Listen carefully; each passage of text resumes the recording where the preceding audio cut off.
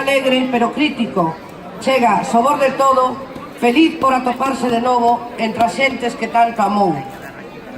Hoxe Rabaxón ven a amosar a súa faciada máis reivindicativa, ven a sumarse a este vindeiro 8 de marzo para acadar un obxectivo prioritario na loita por unha sociedade mellor.